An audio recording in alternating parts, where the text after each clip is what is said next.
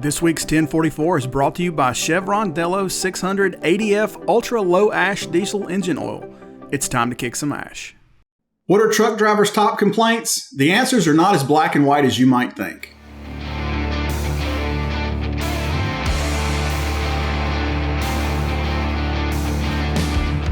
Hey everybody, and welcome to the 1044, a weekly webisode from the editors here at CCJ.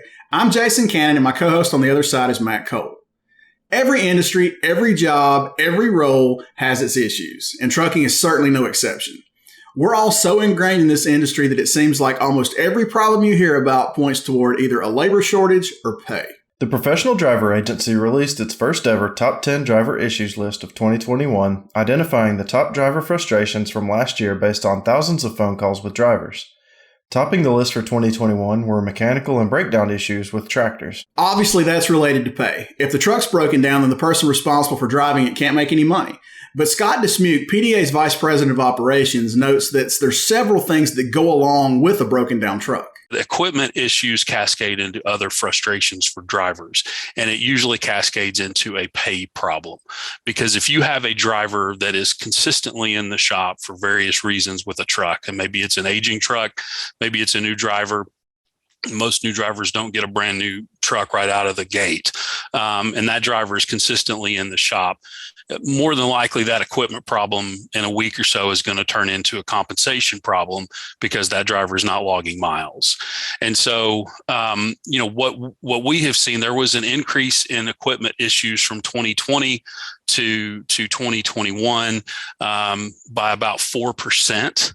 That we saw more equipment issues.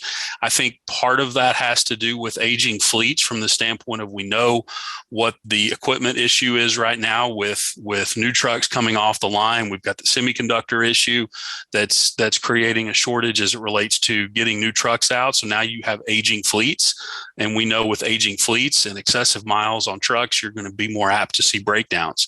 And so I think that what we're starting to see is a little bit of that. I fully expect that will continue into 2022 because there really right now is not an end in sight as to when the supply chain, the semiconductor chips, all of that's going to kind of resolve itself.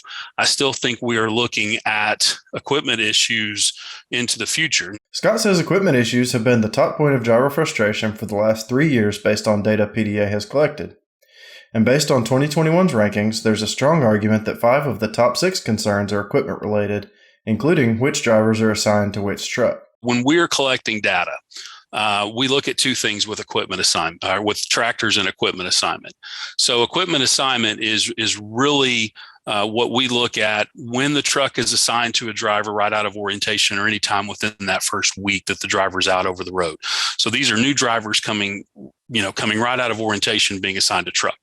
What we have seen and what we talk about again with equipment and controlling what you can control, you can't control a truck breaking down, but what you can control is what that truck looks like or how it operates when it's assigned to a new driver. So companies are literally spending thousands to tens of thousands of dollars to bring in a new driver.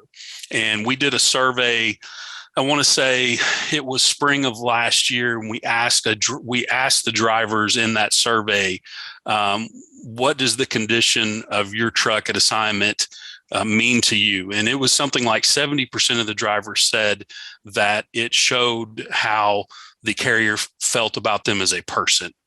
And so, or as a driver. So that is the driver's home. It is the driver's office. And so when carriers are assigning trucks that are not properly detailed or not properly inspected, and a driver's coming right out of orientation, they get in the truck and there's a check engine light on, the brake, or the battery's dead. Maybe it's filthy. Maybe it still has, it just hasn't been cleaned. And that driver, who's a brand new driver that's ready to start logging miles, immediately has to go into the shop. So that first impression, and this is what we preach a lot, the first truck is the first impression. A lot of carriers like to talk about orientation being the first impression. And at the end of the day, I haven't met one driver that loves going to orientation. When they're in orientation, they're thinking about one thing: when do I get out of here and start making money? So really that truck is the first impression that they're making on a driver when they come out of orientation. And so equipment assignment is a really big deal from a retention and a turnover standpoint, because that driver looks at it as an issue of respect of what that truck looks like when they get assigned it coming out of orientation. Driver compensation took the #1 spot on an annual list compiled by the American Transportation Research Institute, and it landed at #2 and #7 on PDA's list. #2 was pay rate was not competitive. #7 was a little more egregious. Paycheck was just flat out wrong. Scott was kind of surprised where pay landed on this list, and he tells us why right after this word from 1044 sponsor, Chevron Lubricants. Protecting your diesel engine and its aftertreatment system has traditionally been a double-edged sword. The same engine oil that is so essential to protecting your engine's internal parts is also responsible for 90% of the ash that is clogging up your DPF and upping your fuel and maintenance costs. Outdated industry thinking still sees a trade-off between engine and emission system protection, and Chevron was tired of it. So they spent a decade of R&D developing a no-compromise formulation. Chevron Lubricants developed a new ultra-low ash diesel engine oil that is specifically designed to combat DPF ash clogging. Delo 600 ADF with OmniMax technology cuts sulfate ash by a whopping 60%, which reduces the rate of DPF clogging and extends DPF service life by 2.5 times. And just think what you can do with all the MPGs you're going to add from cutting your number of regens.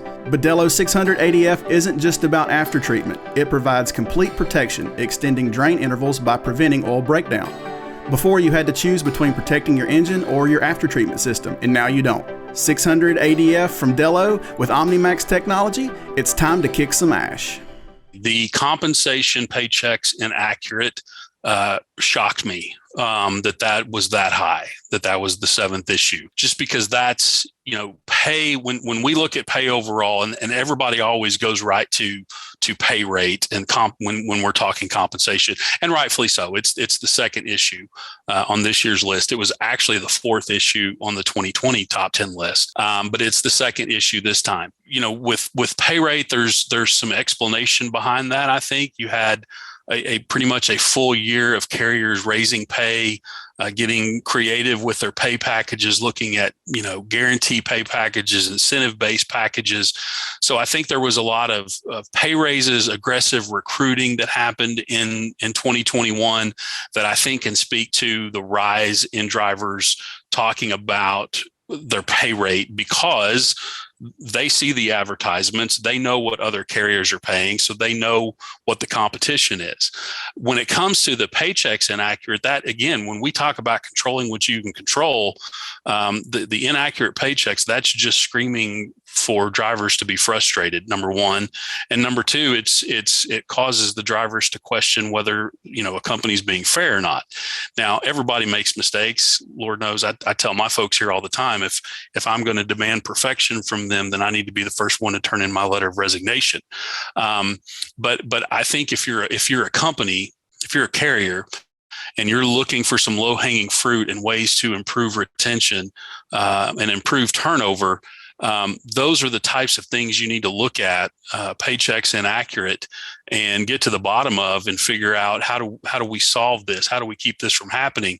Because that's one area of frustration that you can quickly eliminate to keep that driver's frustration level as low as you possibly can. It's important to note that PDA's list only looks at issues within the fleet's control as it relates to driver satisfaction and turnover, which is why you don't see things like parking, detention, and fuel prices here, each of which are consistently ranked in ATRI's top 10. So what you see in this top 10 list are results of direct phone conversations that we've had with drivers in the last 12 months, and the issues and frustrations that they've talked to us about, that they've had, that we've helped them resolve, or that we've escalated to the carrier so they can address or resolve the issue so the driver stays in the truck. The parking issue is certainly an issue, and it not being on this list doesn't discount that.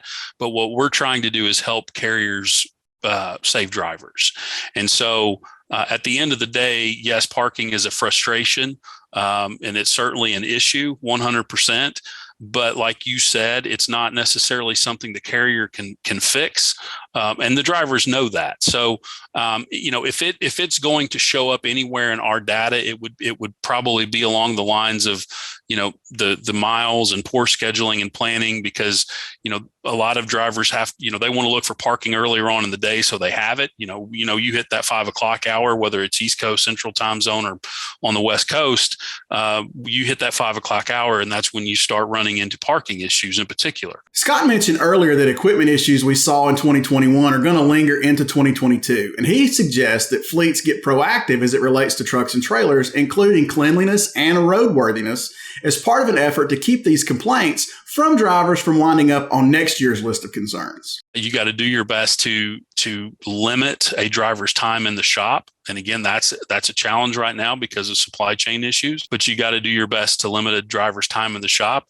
And that usually means trying to at least get them in a loaner while their truck's getting fixed. That's something that we started hearing at the end of last year, and we're already hearing in the first couple of weeks of 2022, is drivers that are delayed in the shop because they're waiting on parts. So there's a back order on parts. They're trying to get their truck fixed. So we're encouraging drivers when we're talking to them is ask for a loaner. Don't sit. Let's ask for a loaner. Let's continue to log miles. So control what you can control when it comes to equipment issues. Keep drivers logging miles. If they're stuck in the shop and it's a back order, try to get them in loaners, try to get them to continue to log miles. From an equipment assignment standpoint, again, that's controlling something you can control. You can control what that truck looks like when it's assigned to a new driver, a driver that they've invested a lot of money in the recruiting process. So the best impression they can make on a driver, first thing, give them a properly detailed and properly inspected truck so they don't immediately go into the shop once they've come to the carrier. I think what it is a driver is assigned a truck, they get in the truck, and one of two things. Let's just say they turn it on and the check engine light and the ABS light is on. So they immediately have to take it into the shop. Or you get in a truck and it's filthy. It has the belongings of the previous driver still in the truck. It's got bugs. It's just dirty. You can tell it hasn't been touched. It's not that somebody got something better. I think it's just a situation where now they have to take time to go and have that truck detailed or inspected or fixed, when if that truck's been sitting on the fence line waiting to be assigned, in their mind, that should have been done before they assigned it to me, not after they assigned it to me and delaying getting me out on the road. So, I think newer drivers understand, whether they're student drivers or whether they're new to the company. I think they understand they're not going to get the brand new truck with 0 miles on it. They realize they're going to get a used truck. They just don't want it to feel and look used when they get in it. They just want it to be detailed or cleaned or properly inspected. And listen, are you ever going to get that to 0? Absolutely not. You can clean up a truck, or you can properly inspect a truck and get everything fixed, and they go turn it on and they pull out and the check engine light comes on. That's just going to happen. But when it comes to the equipment assignment, I don't think it's as much somebody got something I didn't get. I think they just want a nice truck that has been properly handled before they get in it, considering they're going to be living and working out of that same space. We've seen over the past 12, 18 months and more, fleets giving drivers pay raises. But in a lot of cases, drivers are taking those raises and driving fewer miles. They're able to maintain the same level of take-home pay, but with more home time. And home time was number 2 on PDA's list. I think there's a little bit of a COVID effect there. I think we've seen some increase in that in the last couple of years of drivers wanting to be closer to home. That again is also a little bit of a challenge if you're a carrier that doesn't have the ability to have local home time. Then you have to be a little creative on working with that driver and communicating with that driver. So it may mean shorter hauls, may mean more relays, things like that. So you can get a driver home more frequently. Rounding out the top 5 is inconsistent miles, which Scott says is often tied to poor management of hours of service. That is a complicated issue, and you have to be very creative in ways to manage your hours of service so you can maximize your miles and maximize your paycheck. And so we spend a lot of time working with drivers. We've got people here on staff that drove for 20 years. They know how to manage hours of service. So we do a lot of tutoring and helping drivers to understand how to maybe better manage their hours of service. Because if they're not setting their ETAs or PTAs correctly, then you start running into, inconsistent miles and things of that nature. So what I would tell carriers is have the ability, because in this freight market, freight is strong. It's expected to remain strong through 2022, is if you have to have the ability to quickly identify the drivers that are struggling with miles, because in this market, they are going to be a high turnover risk because there's plenty of miles to be had by drivers right now. So if you have drivers struggling with miles, you need to have the ability to identify who those drivers are and intervene as quickly as possible to keep that driver in your truck.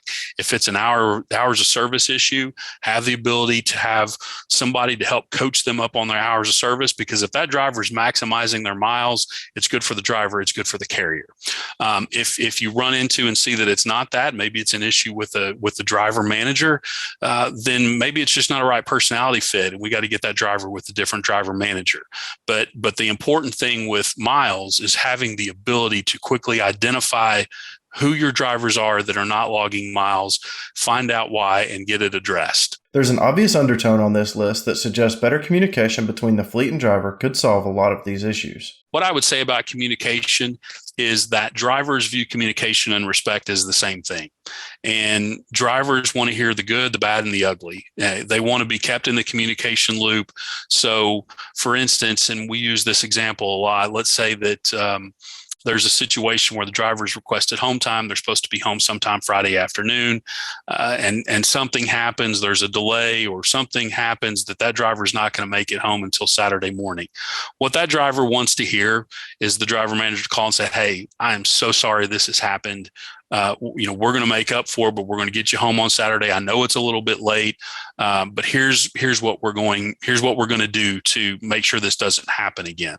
That driver may be unhappy that they're missing part of their home time, but they're going to appreciate the fact that the driver manager was open, honest, and walked them through the situation about what happened. The other thing that we see a lot, from a communication standpoint, is a driver will complain to us about a short run. And let's say it's a 100-mile run.